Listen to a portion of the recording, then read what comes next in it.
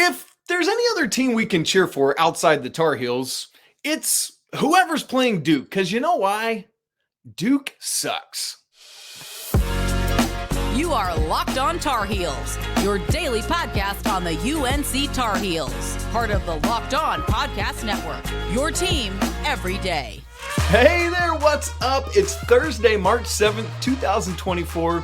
Welcome into the Locked On Tar Heels podcast, the only daily North Carolina show out there. I'm your host, Isaac Schade, and I want to thank you so much for joining us to get your Carolina content every single day. Thanks for making us your first listen or watch. Special shout out to all of you everydayers out there. This episode is brought to you by FanDuel.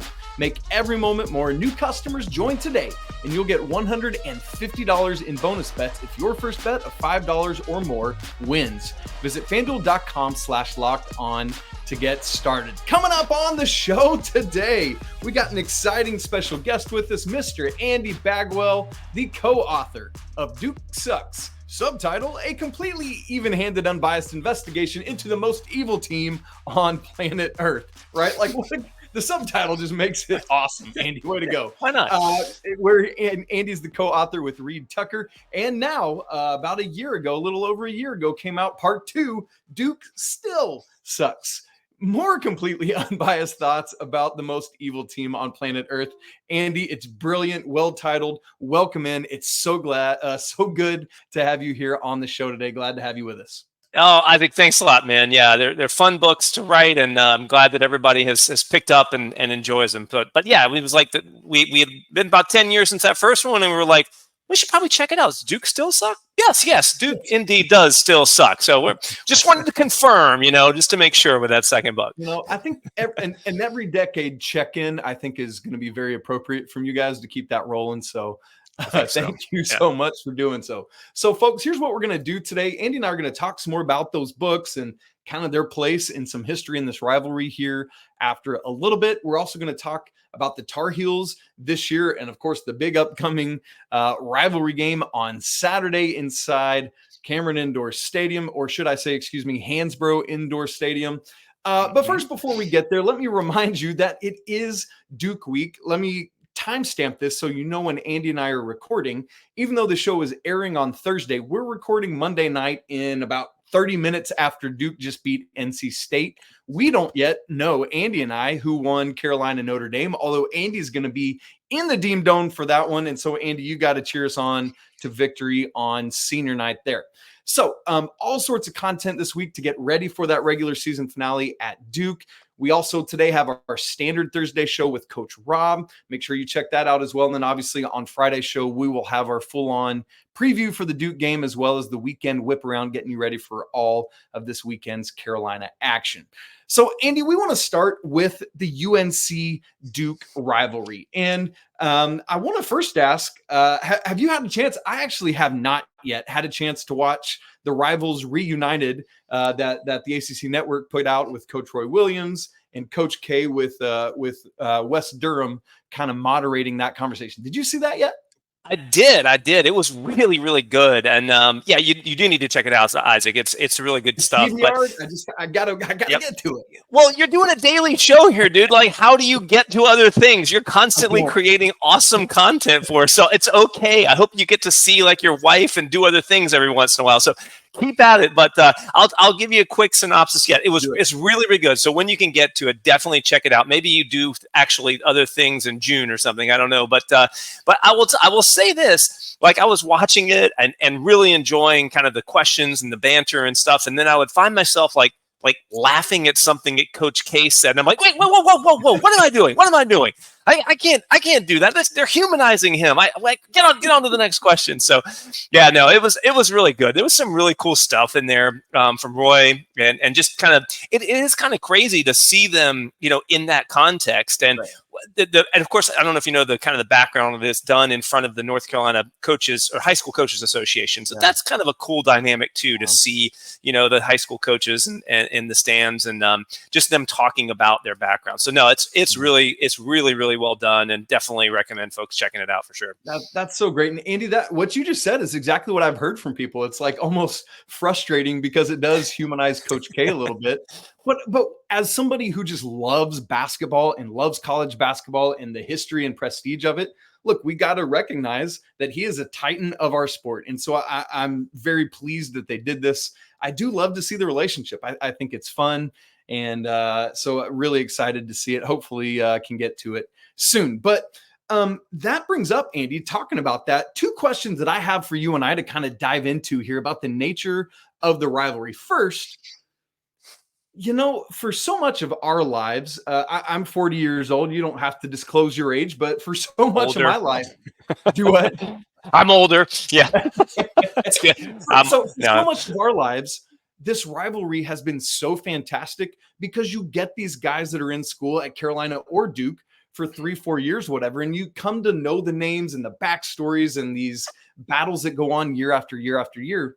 But now that Duke has really entered kind of more this one and done era, and frankly, now that the Tar Heels have entered, kind of the transfer portal game, it kind of feels like it's harder to know who to root against, since Grayson Allen stuck around for a while, which kudos to him for that. There's not really been many of those kind of guys like a Jeremy Roach that are just there at Duke. So has the rivalry declined in the one and done era? And I want to quote you, if I can, Andy, from the first book, Duke Sucks, where you said, quote, "No one's ever going to top Leitner because people don't stay in school long enough now," end quote. And I think that's a great point, Andy. So what's your thought with this? Yeah, I mean, I don't know that I would say it has declined necessarily, but I do think it has changed for sure. Oh, and even, it's changed with the nature of certainly Duke going to that one and done model back in, it was probably around that 2012, 2013 timeframe. We actually had a chapter in the new book called The Semesterhood that talks about that very thing. But I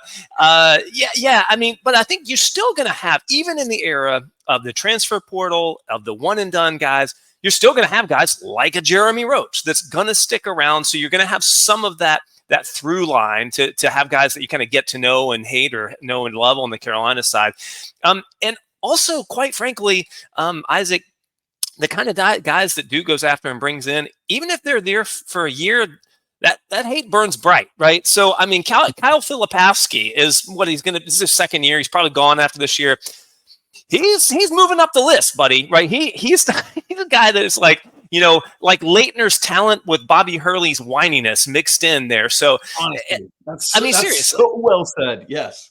Yeah. So, I mean, I do think there are going to be differences in the way that we look at the rivals, look at the players and things that we pick on that we don't like. Certainly, there's not going to be a guy that's going to be National Player of the Year caliber that's going to stick around for 4 years.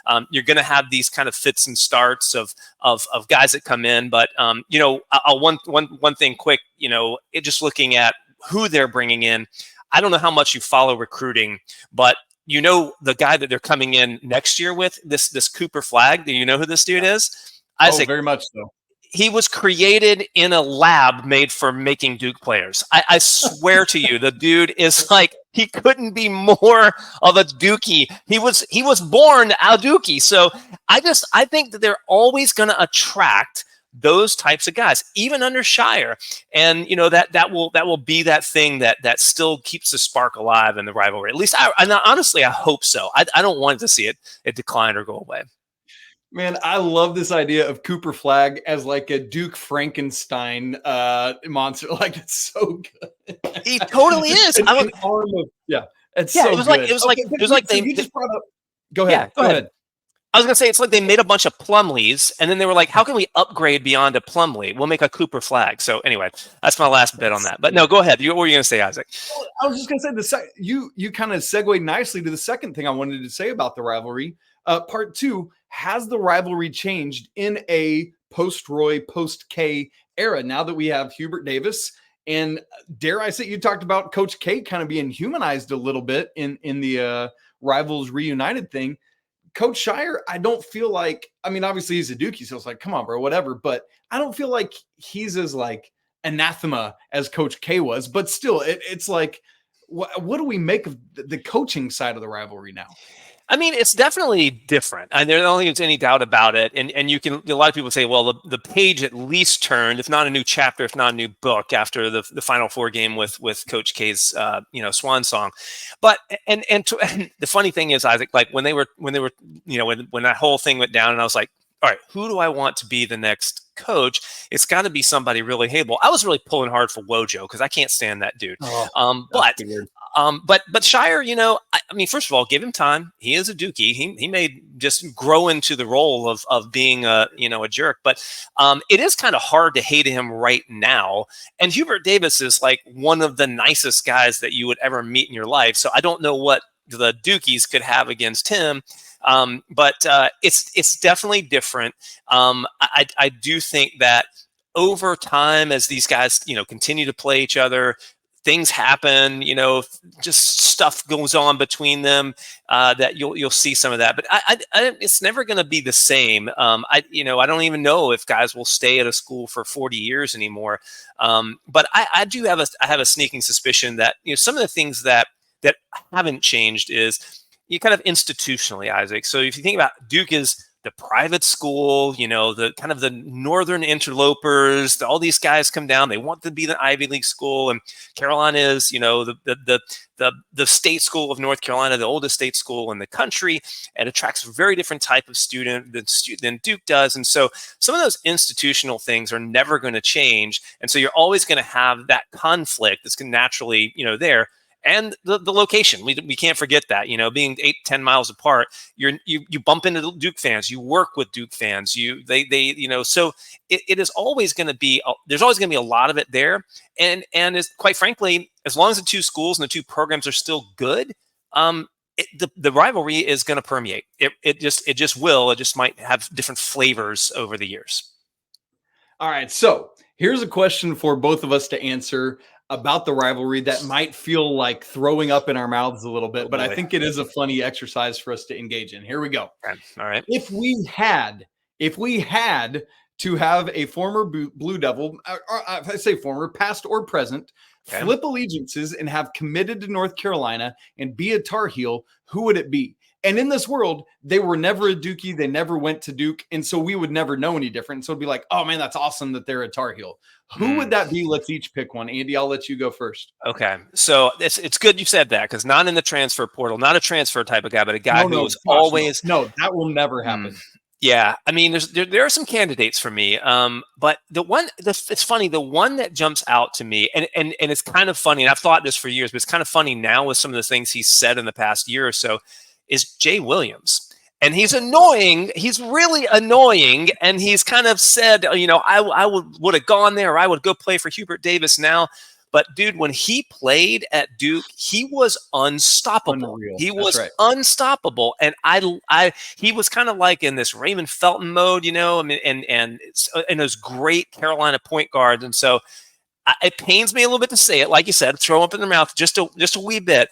But, that was kind of the first guy that came to mind for me. I mean, I would love to have had some of these other guys like Brandon Ingram, who probably should have gone to Carolina, or Zion, who sat there and was kind of in the finalists. But that's the guy that just kind of jumps out. Like, what he could have been at Carolina would have been amazing. So I don't know. It's a tough question. How about for you? What's your thought?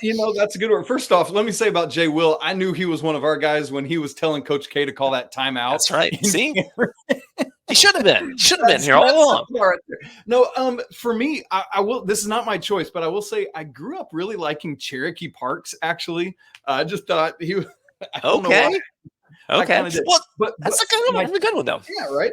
But my choice is Shane Battier. I just always liked how Shane Battier played. I thought he was just a consummate professional kind of guy that would have just fit like a Dean Smith, Bill Guthridge, Roy Williams mold of basketball player. And so I would take some Shane Battier. As you said, there's some other guys as well, but he's just the one that's always kind of stuck with me. Like, you would have been a good Tar Heel. So yeah, he almost was a Tar Heel, wasn't he? I think so. That kind of sounds right. I don't remember too much of his recruitment in real time. But I feel like he was one of the first recruits that I ever actually watched a little bit. I remember when he committed to Duke. I mean, that was a long time ago, but I do feel like it kind of came down to Carolina and Duke, and I guess a lot of these guys too. But that's a good one. I mean, I do think, he was always one of those guys too, like you said, watching, you just went, like he's good and I don't like that. And he's so diplomatic and so yeah, no, he's a good one for sure. But yeah, this tough question though. Tough question. I love it. Oh, well, I'm glad I posed it for us to answer. Yes. Good job, Andy. Way to go. Now, we want to get to talking about this year's Carolina team, what's going to happen on Saturday against Duke and beyond. We'll get to all of that in just a second. Right after I tell you this episode is brought to you by eBay Motors. Passion, drive, and patience. What brings home the winning trophy is also what keeps your ride or die alive. eBay Motors has everything you need to maintain your vehicle and level it up to peak performance. From superchargers to roof racks, exhaust kits to LED headlights, and more. Whether you're into speed or power or style, eBay Motors has got you covered. With over 122 million parts for your number one ride or die, you'll always find exactly what you're looking for.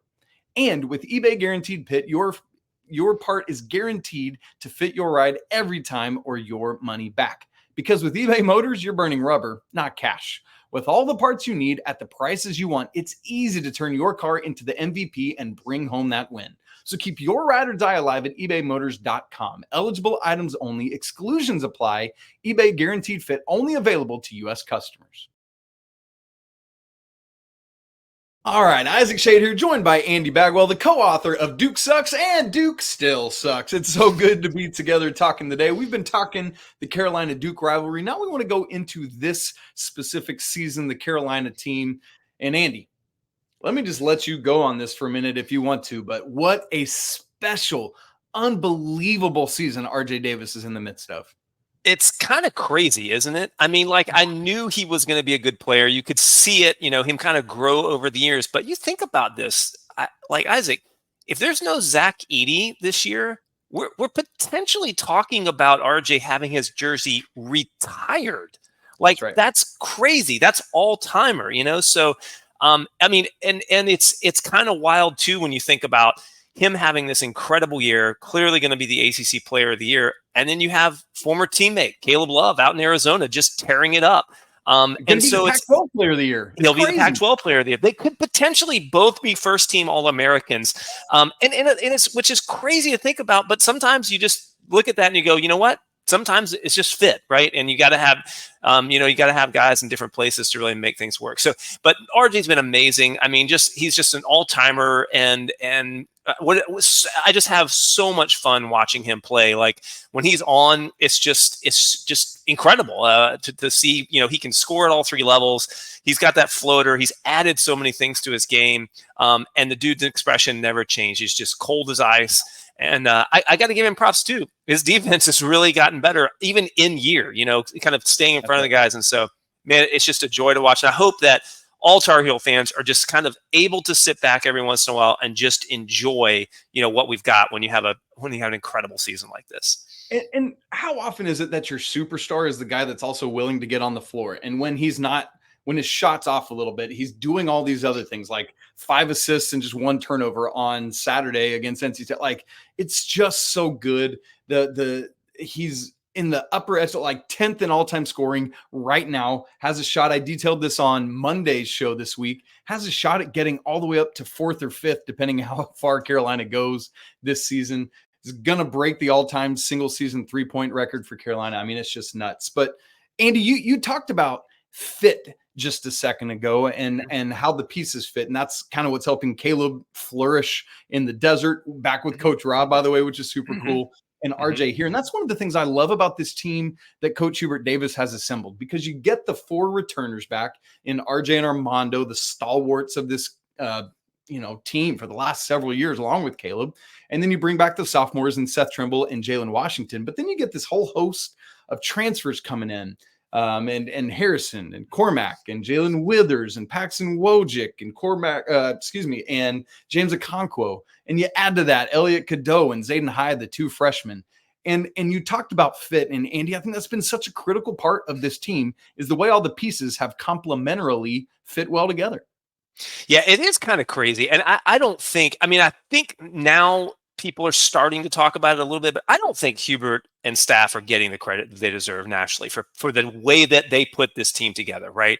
So I'm going to toot that horn for as long as I can, because I don't think anybody's talking about that. Everybody's just talking about Armando and RJ, which they should, but the pieces around them have been incredible. The way that he has built this roster, which is the name of the game now in the transfer portal area. I mean, you've got to be able to roster build, and the other thing that's really crazy is you never know, right? I mean, you just don't know what that fit is going to be like. And you've heard all these guys talk about all year. They just clicked, right? From a personality standpoint, off the court. I mean, it would appear that they're together. And so, if you look at it just from a personality fit, the character of the guys, the types of guys that came in, clearly there was something that he saw. Maybe there's a little bit of luck involved, but that fit. And then on the basketball court, I will tell you, Isaac, I'll be honest, like when I looked at the roster at the beginning of the year, and it was coming this as a little bit scar tissue over the last couple of years, but I said, my take was, well, I don't know that we now have a more talented roster than we did last year, but I felt like last year we were less than the sum of our parts somehow. It just didn't fit together. And so when I looked at this year, I was like, I think if we're going to be good, we're going to be more than the sum of our parts when you look at everything on paper. And really, that's exactly how it's turned out to be. So I mean, got to give kudos to staff. All these guys have found a way to contribute in one way or another all year. I think Harrison Ingram has been a star, outside of RJ and Armando. He's just been great. And it's really, really fun to watch and see how it's all come together. I mean, could you have imagined when you saw the roster at the beginning of the year, did you think, oh, this is it? This is a team that's going to vie for a number one seed? I'll be honest, I didn't. I don't think I thought it was that. I thought it was better because of exactly what you said. I was like, I truly do think that the sum of the parts can be better because it's RJ and Armando and guys coming in who just want to win and are willing to sacrifice what they need to sacrifice for that. When you look at Harrison Ingram's game, I know he was an absolute dude coming out of high school, but at Stanford, he had to be the guy. There weren't guys around him. Something I consistently said all offseason was Harrison Ingram's going to be the man this season because he doesn't have to be the man, if that makes sense. Great way to having put it. others around him allows him to be the best version of Harrison Ingram basketball player in kind of a Draymond Green sort of way, if you'll allow me that comparison. Yep. And so I think that's been great. And Elliot's ascendance throughout the season, Cormac doing little things even when he's not pouring it in. And so, no, I'm right with you. I did not see the ceiling that it is. I was hopeful for a better year, but didn't see that ceiling. To that end, Andy, we've got this massive game coming up on Saturday. Obviously, as we said earlier, we don't know the outcome of the Notre Dame game, but even if Carolina lost that game, as long as they beat Duke on Saturday, they are still the outright ACC champions. Again, regardless of the result of the Notre Dame game. How do you see this one playing out? We remember that Armando dominated inside in game one because Duke doesn't have a true center. By the way, NC State, who got blitzed down the stretch of the game on Monday night, DJ Burns had a almost career day because, again, no true center. Is Armando going to do that again? And can Carolina win? Yeah, well, I think Carolina can win. I mean, you and I probably both admit Duke is playing pretty well right now, and so really as painful as it is to say that, they look pretty good. I still think I think if you're Shire and those guys, I don't know what you do. Like last time, I didn't think their strategy was all that bad, right? It was like we're gonna 100% take RJ out of the game, right, and just concentrate on it, and they did that, and they lost. So do you go back and you say, well, that was a good strategy, maybe some other guys won't hit this time, and do they keep with that, or do they try to, maybe double Armando every time or something like that? I don't know. If I was in their shoes, I don't know what to do when you're looking at how do you change what happened last time. But I do think, they're playing really well. They've got some guys that are I thought I was a little nervous the first game just because I thought there was some matchup issues, just them having some bigger guards, and thought that they would cause some problems for us. They didn't, so maybe that comes to bear this time. You never know when we're talking about all this roster kind of coming together. How do these guys react when they go play at Duke for the first time? Are they going to be overhyped? How will they kind of come around? But I mean, it's always going to be a great game. I think these two teams this year are pretty evenly matched, as it turns out. I think, if they're playing at exactly the same level, I think Carolina's slightly better, and I think that's kind of what you saw in the first matchup. But that you can't have your B game and expect to beat them. So it's going to be a wild one. I know that place is going to be crazy. They're going to be looking for revenge. But Carolina is going to be, going over there. These guys are going to be pumped up. So I can't wait. I get an absolute knot in my stomach the whole day. But it is fun once I get there. And so I'll be stressed out. I'm sure like a lot of your listeners are, but I think it's going to be good. I mean, I guess I should for you, like, what do you see if you have to put yourself in Duke's shoes, and as painful as that might be, what do you think they would do differently this time to try to have a different outcome? Here's the funny thing. I think I would just do the exact same thing and assume that Harrison Ingram's not going to hit as many threes as he did round one, and right. Assume that we've got guys on our roster that are going to hit better. Remember, Tyrese Proctor did approximately nothing in that game. And so you can't imagine that Carolina is going to hold him down to that level again. And so if I'm John Shire, I say, you know what, dudes, as I look back at that tape, I like what we did. I just want to do it at a higher level of execution. And so if I'm Duke, I'm just running that same playbook. And if I'm Carolina, hopefully, RJ can get unhinged a little more than he did. Hopefully Armando has a similar game, if not better. Maybe Cormac's the one hitting this time. You know what I would love to see though, is freshman Elliot Cadeau go in and just dominate the game, be the person that is really the one in control of the entire narrative of the game. I think that would just be a neat thing to happen. Obviously, we'll see, and you never know. But then, Andy, kind of big picture, if I can ask you this, obviously, we've got our sights set on Saturday, but the Tar Heels have their sights set on even bigger prizes beyond Saturday. Obviously, the ACC regular season championship is something that this team is talking about. Like, we want it. Like, I feel like I've heard Harrison Ingram say it over and over and over again. But even beyond that, this team has a lot of possibility in front of them in March and hopefully into April. Andy, what are your hopes for postseason play? Well, I'll tell you, I think for a second, I think we should look back a little bit, because this was really, really a critical year for Carolina basketball and for Hubert Davis. If you look at the last couple of years, obviously last year, missed the tournament. The year before that, miracle run, the Final Four, getting to the national championship. But after missing the tournament last year, you're like, was that just an aberration? Did they just kind of catch fire for this little 4 to 6 week period? The year before that, of course, Roy's last year got bounced in the first round of the tournament. The year before that, the COVID year, the tournament didn't happen, but Carolina would have missed the tournament, right? So you had a run of like 4 years there. I mean, we were an 8 seed in 2022, right? So kind of barely squeaked in. So you had a run there that wasn't great. 2 missed tournaments and 2 8 seeds. And so if you go into this year and you stumble a little bit and you're not kind of all together, and maybe you're on the bubble again, I don't know. I don't know what happens, right? So First of all, I think we need to take a step back and just appreciate where we are in this season. Like, that is far in the past, now we're like, okay, can we get to the 1 line? Or are we going to be a 2? Do we want to be in UConn's bracket or Houston? We're back to where Carolina fans expect to be. And I don't want that to be, to be left unsaid. So, but, going beyond that, I do think that you've seen all the elements throughout the year that add up to a Final Four team. And I rarely talk about championship teams, because you just got to get to the Final Four, and then things will happen. But if you look at the defense, the defensive abilities have been there. It comes and goes sometimes, and sometimes you get some little lapses, but they clearly know how to play defense. The offense, sometimes a little inconsistent, but you've seen like guys that you've 4 different leading scorers, over stretches of different games. So you feel like all the elements are there. The biggest thing for me, if I'm kind of looking at the biggest ceiling, my grandest hopes, Isaac, for this team is this. They're giving me 2017 vibes a little bit.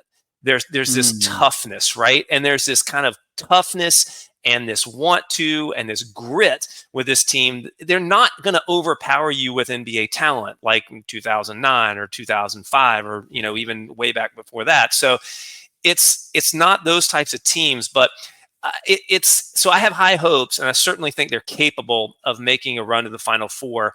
Going to depend largely on matchups, for sure. I think we'll have to see what kind of teams they run up against, but it's going to be fun to watch. I know that much.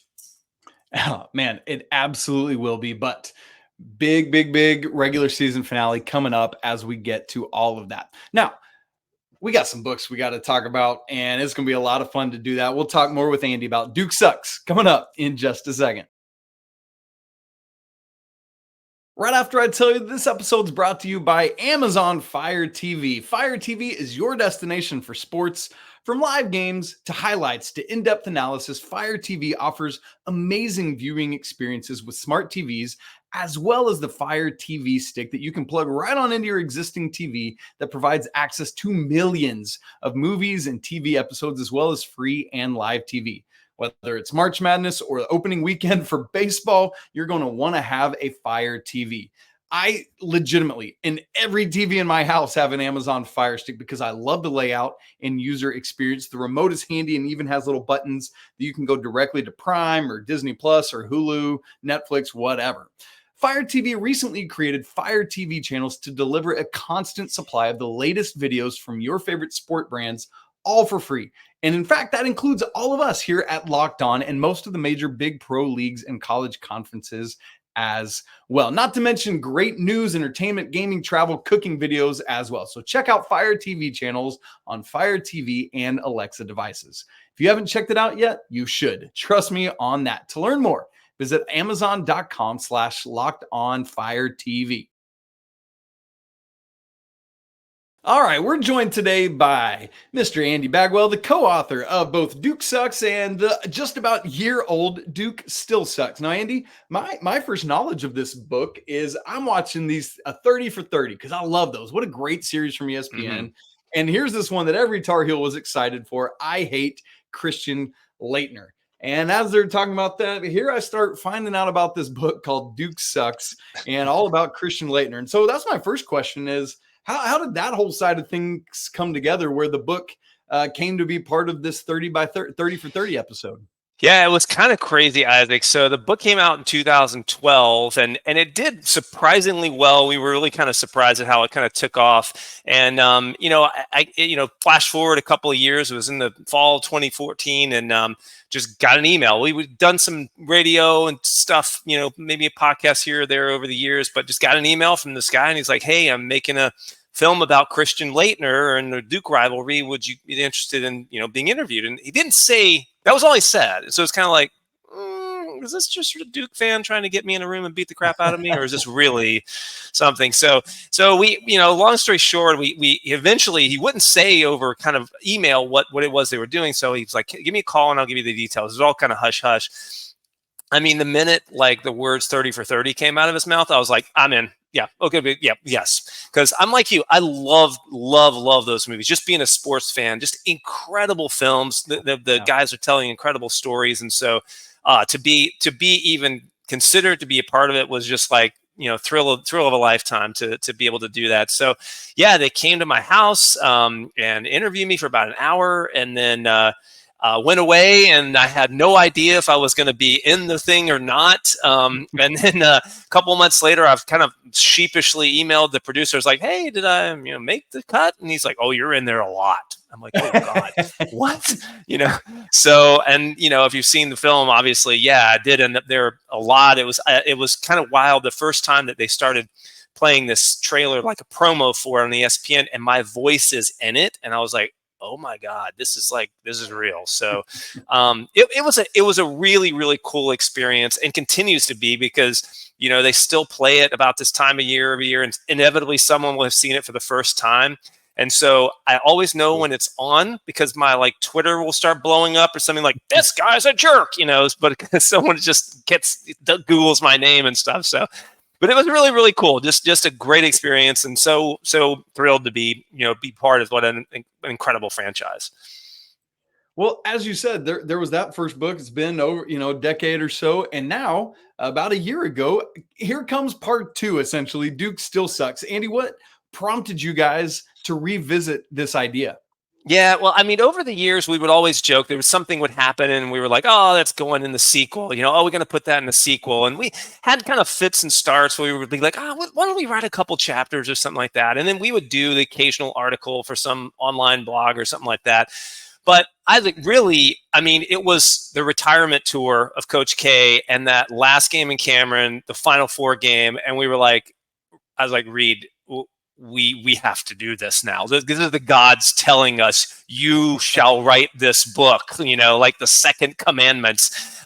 So we watched that and it just felt like, honestly, just like a natural bookend to things. And so we started writing the summer of 2022 and wrote most of the fall. And I always joke about this. The hardest thing about writing these books is knowing when to stop, because it's like we would put virtual pen down. Okay, we're done. And something would happen. There would be some story in the news about Duke did something, like, okay, we got to go add that back in, And so it was kind of funny that it happened like twice like that. But yeah, I mean, it was basically, we decided, hey, we got to write this. We got to write about this. Let's just pick it up from where the last book ended, and then kind of just cover everything that's happened since then. And of course, ends with this glorious night with our friend Caleb Love making a rainbow jumper over Mark Williams, which, brings a smile to my face every time I think about it. Andy, when we finish recording this, I need to send you. So as soon as Coach K finished that last press conference, I followed he and Mickey out to the concourse, and they, there's a whole gaggle of us there waiting, and he and Mickey get on this golf cart and ride out through the concourse of the arena and on out into the sunset. And so I just sat there and filmed it. And so I've got it from, me to the camera on my computer here, away from me to Coach K. So I needed to send you that footage so you can enjoy that firsthand. Yes. Yes. So, don't want to forget to send you that. I will be all over you on that. Yes. So like, it just feels like, as you said, there's a never ending stream of this. So at some point we have to get another edition, right? Like Duke will never not suck, or Duke will always suck. Like, are we going to have part 3 at some point? I think you have to. I mean, like the court storming incident, that's a whole thing. It's a whole chapter right there. But I think so. I think we have to just give it some time, and I don't know. We'll have to workshop what the next title will be. Duke will always suck. I kind of like that a little bit, or Duke still sucks. I don't know. We'll have to see what it comes up with. But yeah, for sure. Like we have to keep an eye on it. And the funny thing is, Reed and I just we trade text and all the time. It's like, okay, this is going in the next one, and we'll just put it away in a little file somewhere, and then we come back to it and write it. But yeah, I mean, it's so fun. It's a great rivalry, obviously, and it's so fun to write about these things. And I'll tell you a really quick little story, Isaac. So just the way that I would write the second book. At night I would go down to like a little local pub, or during the day go down to a coffee shop and just write. That was just kind of the creative process for me. And I was sitting at this pub one night, and I'm trying to think what chapter. I think it was one of the Grayson Allen chapters I was writing, and I was sitting over there. I know, there are 3. There are 3, by the way. Yes. So I'm over there like that, and someone over here. I'm not paying attention to my surroundings at all. Someone over to my right goes, You're really angry typing over there. Are you okay? I was like, this is a true story. I swear to you, this happened, Isaac. And so I was like, yeah, it's fine. And it's like, are you texting someone? Are you being mean to someone? Like, no. And I didn't even bother describing it, because I was just like, but true story that honestly happened. And so, but it was me getting all fired up about Grayson Allen. So yeah, they're fun to write. So I can't wait to write the next one whenever we get enough material built up to do that next one. It seems like it's got to be cathartic in a lot of ways, kind of what you're saying there, where it's like there's moments like that where you're like angry typing, oh, that dumb shot and this stupid thing. And, oh man, I hate Austin Rivers. And, oh boy, but I did love, there's like, a doctor moment, right? Like it is, it's got to be like therapy for you. Very much so. It is cathartic, and it's kind of fun to dig into things. Like you get a little nugget in your head, and you're like, I wonder, like we looked at all the different games that they had played during the Mike Krzyzewski era and started kind of ranking the winnings and stuff. Like, okay, a win at Cameron, kind of counts more. A win in the ACC tournament, of course, a win in the Final Four counts a whole lot. So it's kind of fun just to just dig into stuff where you get an idea in your head and you're like, okay, let's examine some really specific part of the rivalry and just kind of see where it leads us. So it's a lot of fun because there's a rich history of material. So sometimes it's kind of hard to pick the right things to focus in and write about. So, but they never stop giving us material. So it's great. Duke never stops duking. I think that's what we're learning here today. So, Andy, for people that maybe haven't read these books and want to get in on them, both of them, where can they find them? Really, anywhere books are sold. I mean, Amazon is the place where a lot of people get them, but they're in the student store at Carolina. If you happen to be a Carolina student, you can find them there. Your local bookstore should have them. If you don't see them, ask them to stock it. But anywhere really, like Books A Million, Barnes & Noble, Amazon, wherever you like books, they're both available out there, and you can get them sent right to your house. Appreciate all the feedback we've gotten. The Amazon reviews are hilarious, and it's like 5 stars, 1 star. These guys suck. It's just like, so it's always fun hearing feedback like that. But no, I appreciate you asking. And yeah, wherever you can find them, they're out there, and hope people can grab them and enjoy them. And for people who are like, man, I love this dude, I want to get all in on following all his witty banter and fun anecdotal moments and stuff like that, where can folks find you personally? Yeah, I'm mostly out on Twitter or X or whatever we're calling it these days. NC Bags. So I like to say National Championship Bags, but NC Bags on Twitter, NC Bags on TikTok. I kind of experiment with that a little bit every once in a while. Duke Still Sucks on Instagram. So and then I'll be actually, if you're in the Triangle area and you're listening to this, I'll actually be on Saturday before the Duke game. Going to do a little pregame gathering, hang out, talk Tar Heels, sign a couple books here and there at a Fortnight Brewing, which is in Wake Forest, North Carolina. There's 3 locations, but up in Wake Forest, if you're around on Saturday, drop by. I love to chat with people, hear about other people's takes at Duke, the Duke Carolina rivalry. But yeah, I'm out there on social media and would love to connect with people. If you're out there, it's fun to talk Tar Heels. Why not? I love that, man. I wish I was going to be around. I'd love to come hang out and have a drink and talk, dive into the book and stuff together, Andy. That's so good. I love that you're doing that.